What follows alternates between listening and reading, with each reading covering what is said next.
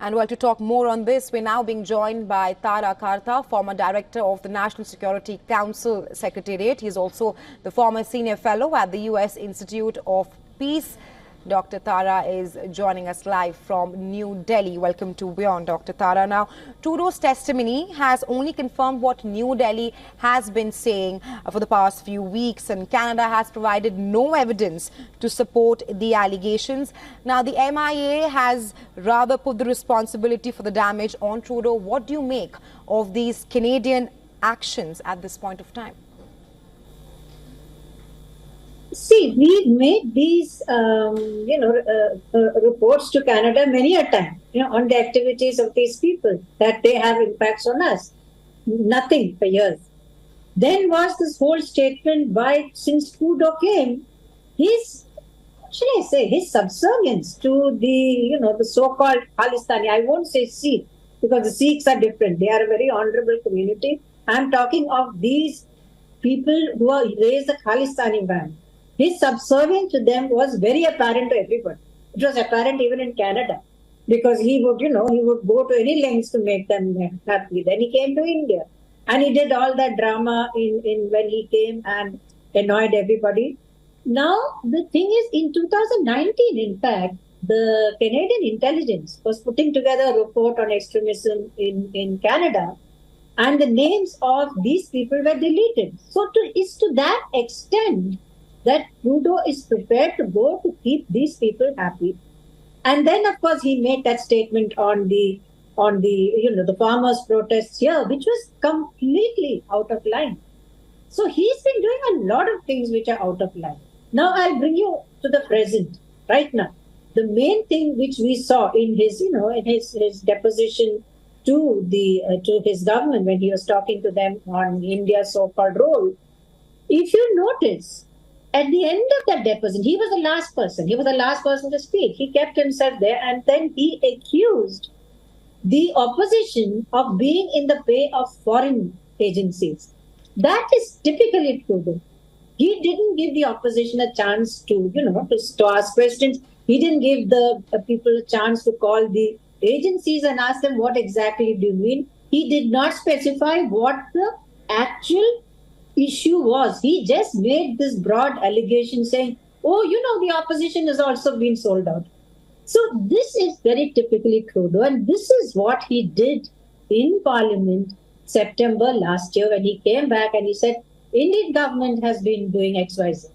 So then what did he do? He put the Indian government in a position where we could not quietly cooperate in case you had genuine problems. We couldn't, right? So you deliberately put Delhi in that. That is my problem. Right, Dr. Tara, like you mentioned, there have also been questions being risen over the timing of Trudeau's attack over India, and while there has been no evidence provided by Canada, I was just coming to that point you made there, that the names of 8 terrorists wanted by India are in public domain. Sources say that India has time and again raised awareness about their operations, but there has been no action by Canada so far.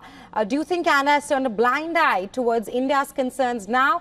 And how do you see ties between India and Canada moving forward after this diplomatic row?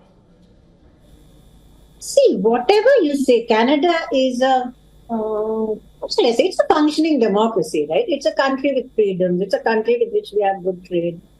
I would not like to see the two countries' relations being completely spoiled by this person who's going to go anyway. He's going to go in a few months. However, as of now, what does he hasn't given us any evidence? I can cooperate with the US because they've said, okay, XYZ has done XY, whatever he has. You give us something like that, we can do it. But we also expect, and we have every right to expect, that you will take action against these violent elements. I mean, just look, a couple of months back, when the Palestinian protests were going on, he put a stop to that, saying, you can't glorify violence.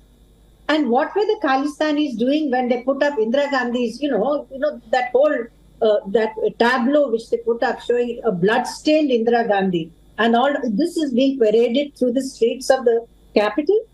Isn't that glorification of violence? So we expect, and okay, also recently they've banned a Palestinian group for inciting hatred. I mean, this is beyond double standard. I don't know what to call it. Right. So if you certainly we will cooperate with you. First, give us evidence, not rumors. And number two, take action against those people who are pushing hatred in Canada against Sikhs themselves in Canada. You know, it's not just an external issue; it's a problem for Sikhs within Canada itself. So, I mean, I don't think we have to do anything now till they show proof of their goodwill in reducing the very severe anti-India activities in Canada. Right, Dr. Tara. And India has been asking for evidence, but that has not been provided by Canada, with Trudeau now saying that they were operating just on intelligence regarding the killing of Nijjar on the Canadian soil. But thank you for joining us, Beyond, with your insights.